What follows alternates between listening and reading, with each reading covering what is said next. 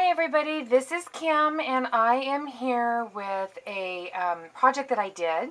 It's a mini album. It's actually the vertical paper bag mini album, and it's the very first one I have ever made. I've never made a mini album before at all. So not only is it the first paper bag mini album I've made, it's the only mini album I've ever made.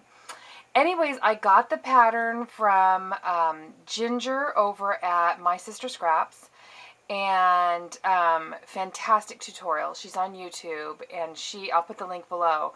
She went through it step by step. I think there was 5 or 6 different segments of video, and it was fantastic. It was the best thing I had ever watched, and I think that's why I wanted to give it a shot, was because in the past I'd always been really intimidated by them, and she really made it look so easy. And there was just a couple of things that I didn't think about, and she went into so much detail about how to put the album together and different decorative elements, but there was certain little things that you kind of had to figure out on your own, and having never put one together before, it was just a little bit challenging for me. And I'll show you as I go along which ones I mean. And one of them is, if you see this album, you will see how thick it is, because I love to embellish. And that posed a little bit of a problem for me, because it's if you can see how it sits, it's kind of a little bit, it needs to have a closure on it. And once you've already decorated the inside and the back, you really can't put a closure on it unless you put like a band across it, and I thought that really took away from the album. So in the future, and I will definitely make some more of these because I really had so much fun doing it, but in the future I would put on my closure before I covered the front and the back. And then that way you can pick whichever kind you want to do, but that way it would hide on the inside. It will hide whatever closure that you pick, if that makes any sense. Anyway, so I'll get to it. I'm rambling. So the paper I used was this paper pack. It's the Preppy Princess stack, and it is from, well, it says DCWV, but I can't remember what that stands for. I just completely went blank. So anyways, I think I got this at Michael's, or I got it at Joann's. So, sorry, my cat just jumped on the table. Anyways, that's the paper pack that I used, and we'll just get into it. What I did was I covered the front with the paper, and then I used a Tim Holtz frame. And instead of using the brads, because again, I didn't think about this in advance, there's 2 brads that come with this. And in order to put the brad on to attach it, you would have to put it through the front cover, and then of course it would show on the inside cover, and that would be really tacky because I had already covered the inside cover. So that didn't work so well for me, so I thought, okay, well, I'll just use these 2 pearls. So I did. And I used, for my binding cover, I used this Roses, it's kind of like a lace, but it came in sheets, and I can't remember. I either got this at the LA Garment District or I got this from Saw Crafters. I just can't remember which, because I know I got some from both. And I put some lace here, and I did get this lace from the LA Garment District, which, by the way, it's almost my birthday, and that's my treat to myself. I'm going to go back, and I'm so excited. When I get my stuff, I'll do a little haul video. And in this little corner right here, I did some Prima Bling. I did some little rosebuds from Wild Orchid Crafts. And the other roses are a mixture of flowers from both I Am Roses and Wild Orchid Crafts. And then I did the 2 acrylic wheat sprays on the top, and I've got to tell you, I love these. And I also got these from the LA Garment District. You can get them super cheap in every color you can imagine. So useful. Anyways, then on the back, I again covered with the same lace down here, and then covered with paper on the back too. So all the papers on the inside of this book are all the coordinating papers from that paper pad. And I think that you could probably get 2 of these mini albums out of one 12 by 12 paper pack. But I will tell you that since I started making this, that I have gone out and gotten a couple more sets of other kind of things, because I really can't wait to start another one. Anyway, so let's get started on the inside. I used the metal corners, and I'll tell you just a little secret here, because remember, be very kind to your comments on the bottom, because I did make a few mistakes. It's my first album, so it was a learning process. I did not have the tool that Ginger had in her video. She has a tool that she uses that cuts off so that you can miter your edges. And I did not pay attention to what she said. And so, because of that, if I didn't have these metal pieces here, which I ended up really loving anyway, but if I didn't have them, there would have been just a little tiny gap right here that you would have been able to see up the chipboard on the inside.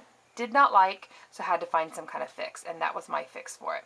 And like I said, these are from Butterbee Scraps. I want to say that that's her YouTube channel, as well as I think it's a Zibbit store that she has. Great prices, cute, adorable stuff. So I made these 2 envelopes here and put in 2 little tags and decorated a little top, and I did that for both of them, and I figured those would be great little journaling tags. Put a couple little decorative pieces down here. And then on this side I did a pocket with a little tag. And on the inside, and then again, sometimes I think I'm a little critical, but you know how you kind of put things together and then you think, oh, I wish I would have done that. So I put this little tag here. Loved the tag, didn't love the ink. I used the same ink as I used right here. I think it's too bright. So I think what I'm going to do is take this little thing off, redo the exact same thing, only a lighter ink. So it goes with the page a little bit better. That's just my, my little thing that I have. I did a magnet closure on this one. It opens up so that you can put in photos on both sides. And then there's 2 little tags over here. And I noticed on Ginger's, she put in a lot of little tags. And I liked that idea.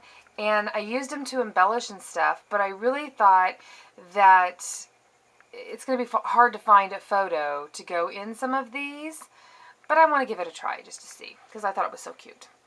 So then you turn this one over, and here's one of my pocket pages, and each pocket page has a mat in it, and the mat, if you turn it over, has, there's a mat on each side. Oh, by the way, what I didn't tell you was each one of these pages has a tab that pulls out, and let me put this out just a little bit.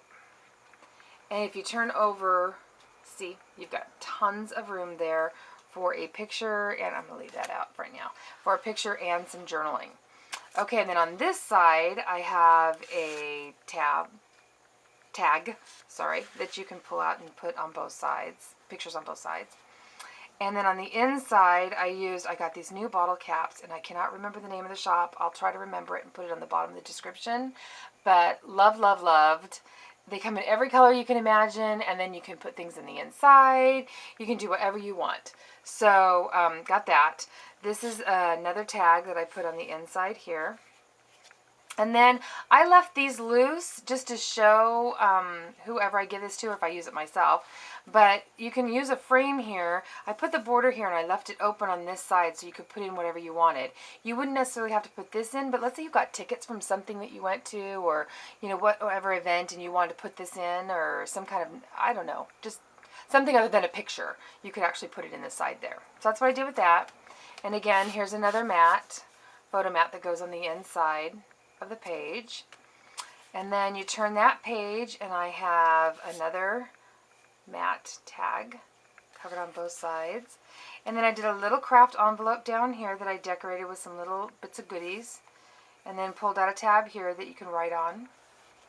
You put that in there. And then this is just a little die that I cut out. I used actually I used a sticker sheet from, goodness, it's not labeled. I just don't know what the sticker sheet's from, but anyways, I used a sticker on top of one of the Spellbinder die cutouts that I had. And then I have another magnet closure. Love that. Then I open it up, and I have a little piece here of one of the die cuts that I put down here. I only glued it on 2 sides, left it open, and then here's the tag right here. And you can put in, again, any kind of little tag that you want to do. These are also from Butterbee Scraps. This is another one of the things that she does. Oh my gosh, I just think they're so cute. They add so much. And then this is my very first attempt at one of these little fold-out things, which I have no idea what it's called, but loved it. And so I put a little frame here, and I glued it on 3 sides. I actually put it up on pop-up dots. And I left this side open because I figured I could put a little picture inside this little piece right here. And then when you open it up, it actually folds out all 4 sides. So you have all these mats that you can do. Cute, huh? Love that. First time I ever did that. Have to say, it was a little bit complicated, but you know, once I got the hang of what I was supposed to do, worked out really good. So then you close that. It is a little bit bulky on the inside, but you know, I can't help it. I really like those decorations. So anyways, here's another photo mat, both sides. Nope, sorry, only one side. Didn't do the back side on that one. And then put a few little butterflies down here.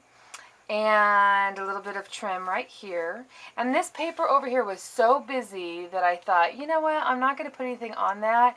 And then you can just put you can either leave it blank or you can put a photo on that. And then when you open up, here's another place for either journaling or for a photo.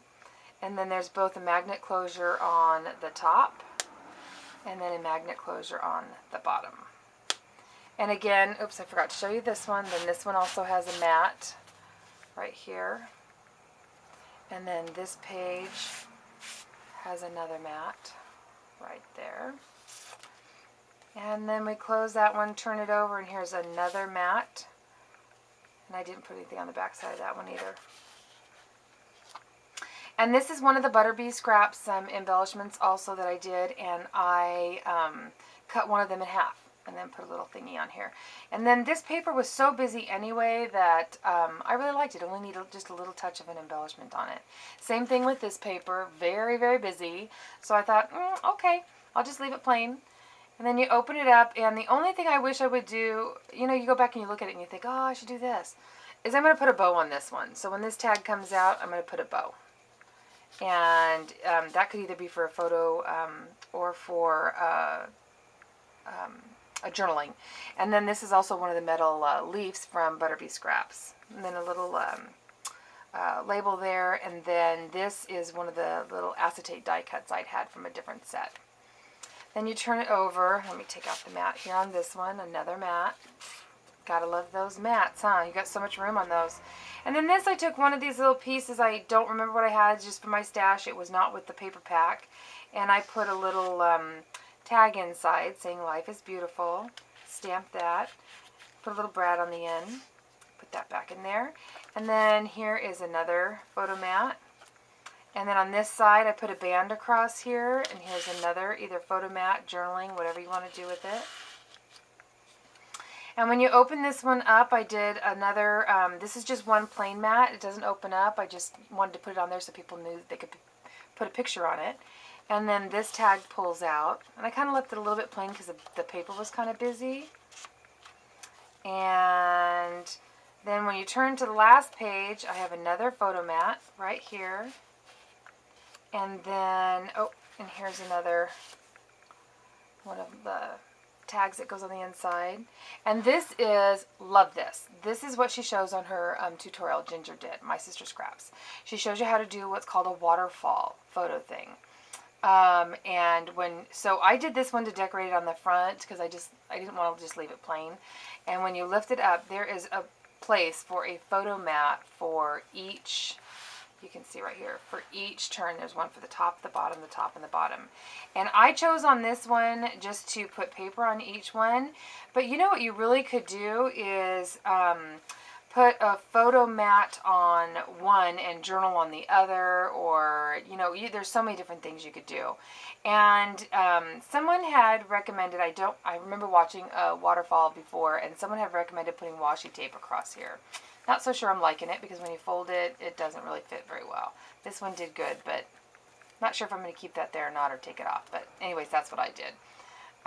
So anyways, that's my mini album, first time attempt, and I hope you enjoyed this video. Thank you so much. Bye-bye.